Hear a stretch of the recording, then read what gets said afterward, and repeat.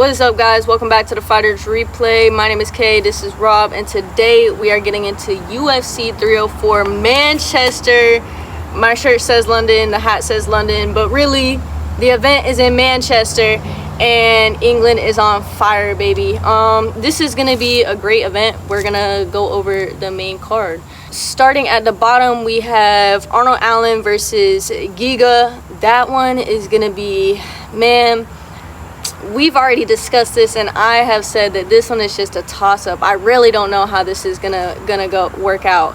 I mean, Giga is such a high-level kickboxer. The way he's able to set up traps is, you know, just next level, and I believe it's truly, you know, something that brings a lot of danger to the division. But to that same sense, I mean, Arnold Allen has stood in there with some of the toughest of the tough. He's shown that he can just bite down and get to work and do what he needs to do.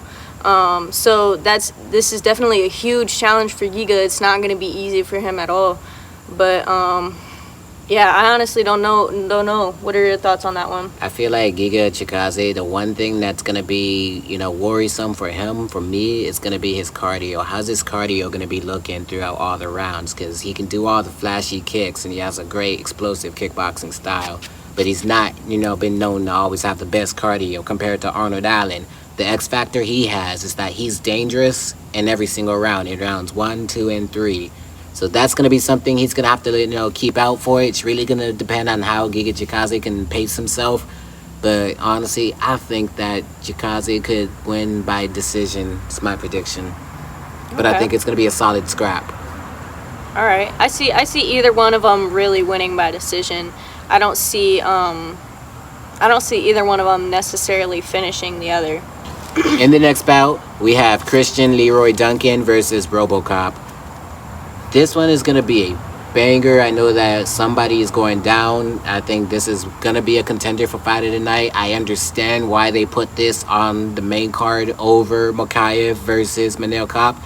Somebody's going down. The crowd is going to be entertained. We're going to see a dog fight. And you know, with all respect to both fighters, both of them have a specific set of skills to where we kind of know how this is going to be. We really can't put it into deeper context than other than a dog fight. You've seen both of their styles. You've seen both fighters. Both of these guys get to it and go for the kill. They are kill or be killed. This is going to be a dog fight. There's no other way to describe it. Yeah, I mean, there's no doubt about it. I mean, RoboCop has proven that he's, you know, one of the toughest dudes out there. I mean, dude just doesn't get that nickname from nowhere. But Duncan, at that same point, he's really proven himself, and he's really come out and put on an entertaining fight, and he's shown what he's made of. So I agree with you. One of them is gonna drop, but if I had to place my bets on who's gonna drop, sadly, I think it's going to be RoboCop. But I also see RoboCop getting just dropped and able to come back and putting on a good fight. I think that RoboCop could possibly turn back the clock, you know, and have a good performance. But if I had to put money on something, I would think that Christian Leroy Duncan is younger, he's fresher, he doesn't have as much damage or miles, and I think a speed might be an advantage, but who knows? RoboCop is also, you know, that dude. Yeah, RoboCop is that dude, but it's also Christian's hometown too. He's got that hometown advantage, and you know, when they got that English crowd behind them, you know, it just brings out a whole new light of the fighters. But to your same point though, RoboCop can definitely come out here and remind everybody who the fuck he is, and, you know, put on an amazing upset performance to the home crowd. I can definitely see that as well. But when I think about what is probably going to be the most entertaining fight of the night, it definitely is going to have to be Bobby Green and Paddy the Baddy. Definitely. Now, I just think that this is just going to be two very different styles that clash, that just, you know, I don't know. I feel like, honestly, Bobby not only has more experience than him, more ways to win, more aggression. That's what I think is going to win Bobby the fight. Push a better pace than Paddy can. Yes. You know, Paddy isn't exactly, you know, known to be the best person to keep, you know, a good pace. Bro has literally gassed out in this last couple of fights that we've seen. But he has shown improvement in his ability to dish out damage.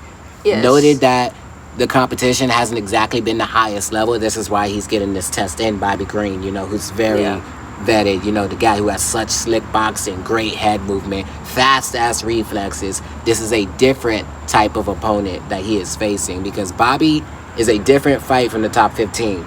You got to have mental toughness for the top 15.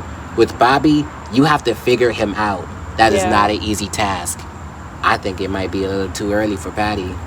Yeah, I just think, as odd as it may seem, you have to be extremely strategic to break apart Bobby Green. I mean, it can't just be, I'm going to knock him out. Yeah, it's just not going to be that simple. But I feel like what does make Patty so dangerous is the fact that, he does have a lot on the line. He has a lot more reason to win, but I feel like Bobby wants to win so much more. I feel like also the shorts beef is a little crazy. Bobby definitely deserves those bandana shorts. He does, and he deserved them way before Patty, but respect, it'll happen when it happens, but I feel like that would definitely tick me off just because Bobby Green has been in the UFC like 3 times as long as Patty has. Well, we can't forget that the one really strong X factor Patty's going to have in this is that he's in his hometown and you fight in your hometown. And he just had twins. He literally, which, you know how the new dads, they come out there and they're ready to really fight for their family, so it gives them a whole different, view and motivation. But at that same time, you're with newborns. You're up every single night, Those kids are crying, and that could also have a effect on your recovery, your sleep, your mentality. And they also, he even went on an interview and said, like, oh, my mentality for this camp, like my coach almost pulled me out because of how down he had been, But then he said he popped back into it, but, who knows, when you get punched in the face, a lot of those bad feelings might come right back to you, and it could just lead to a bad night. Don't forget the time zone difference that they're going to be fighting in. That's going to be going towards the advantage of Bobby. But who knows? How is that go towards the advantage of Bobby? Because Bobby's from America, Patty's in the UK. That's going to be at they're going to be fighting at 5 a.m. in the morning. Bobby, it's like natural time where Bobby's going to be fighting around anyway, as if it was a card in America, because they're adjusting to our time. Oh, okay, I get it now. Understandable. Yeah. But still, I feel like the time advantage for any fighter, because they do get out there and they get adjusted, that's got to be crazy. I don't know why they did that. I mean, I understand why they did that, but realistically, when you're hosting international cards, you should also be respectful to the international crowds. Let's also be respectful. Because those fans are for real, some real ones to be out there. Can you imagine driving home from the event at 7 in the morning? Fuck that shit. Let's also be respectful to our interim heavyweight champion, Tom Aspinall. He's going to be taking on Curtis Blaydes. And, I say interim because, Tom Aspinall is the best heavyweight alive right now. Yep. But John Jones is the greatest of all time. Two separate things. Say what you want. It's just facts. Jones has never lost. It's just facts. Now that we're moving on, sorry, Tom Aspinall fans. Ducking. But, I think Tom Aspinall is in for a special performance. I'm rooting for Curtis, but I think that Tom Aspinall is in his home crowd. I think he might even try to take over I think he might have the most amazing walkout. I feel like the crowd is going to go crazy for him. I think he's going to deliver. Tommy Aspinall. I don't see how Tommy loses. I'm really, really rooting for Curtis. I would love to see him get the win. I always, rooting for the underdog. It's not even, I don't hate Aspinall. Like I said, he's the most skilled heavyweight, the best heavyweight on earth right now. But, hopefully Curtis can get that win and try to, utilize his grappling, use his experience. That's the big thing that he's going to have. Tom is definitely the superior athlete, but, it's heavyweight, so we'll see.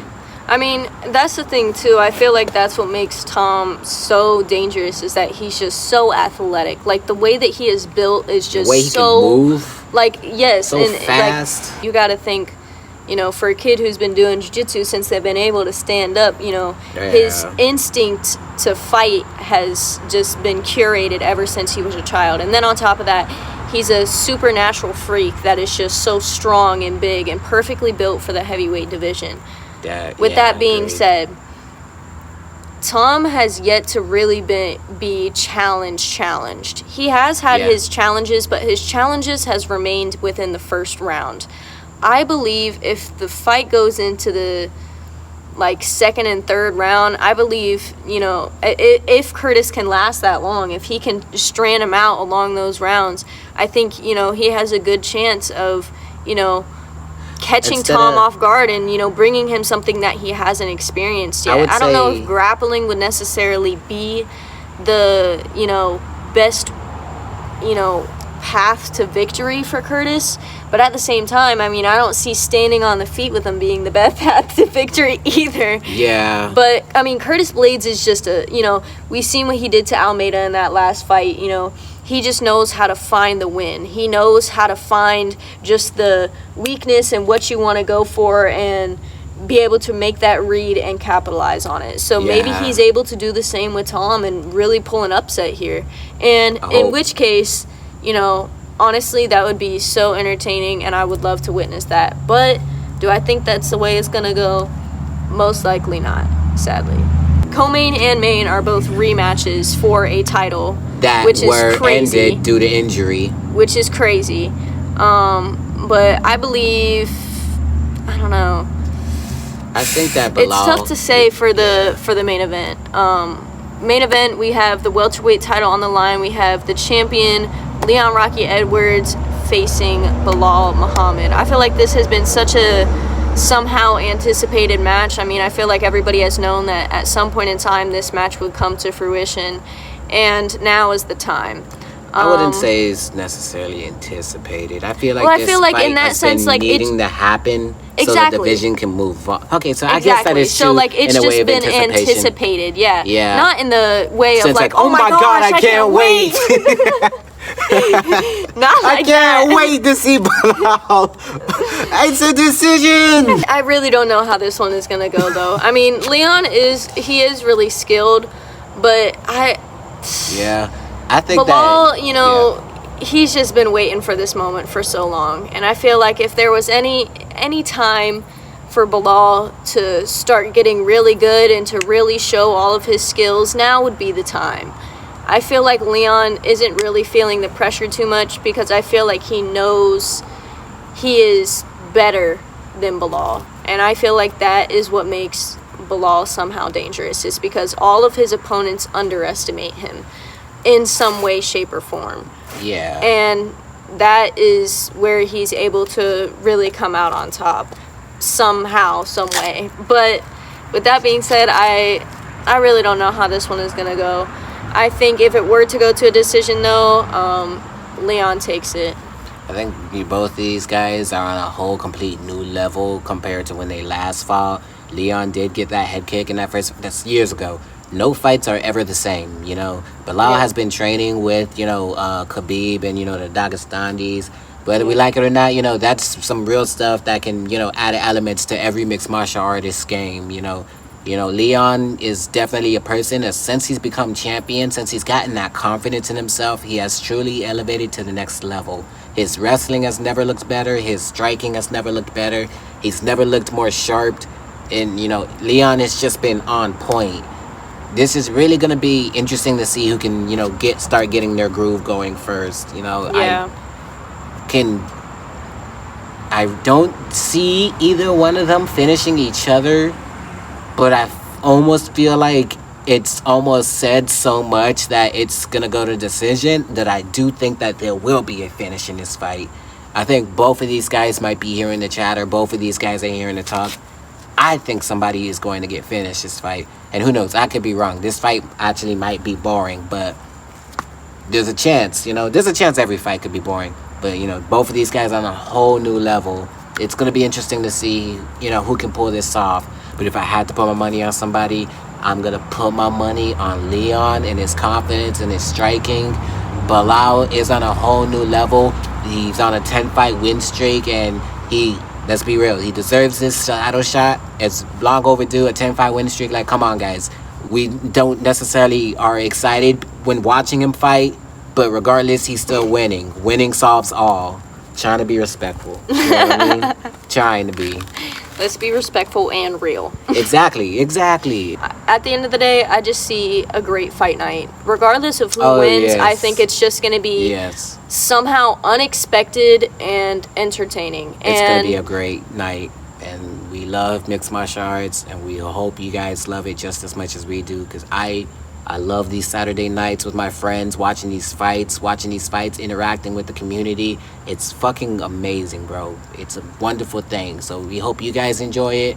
We are definitely gonna enjoy it. We're gonna light it up, eat it up. We're gonna have fun with this, man. We hope you guys will enjoy this. We hope you've enjoyed this episode. I've been Rob, or I don't know. How do we end this shit again, man? We hope you guys enjoyed this episode. Be sure subscribe, to like, comment. Yep, all that good stuff. And leave your thoughts on UFC 304 in the comments below, and we will catch y'all next week. Peace. You can't break me, I got iron bones. My ground game will leave your mind blown. I'm ready to fight in any time zone. I'm the greatest, you can call me John Jones. Knocking clowns out like I'm Stipe. We can even fight on the freeway. I'ma leave him bloody right where he lay. This is the Fighters Replay.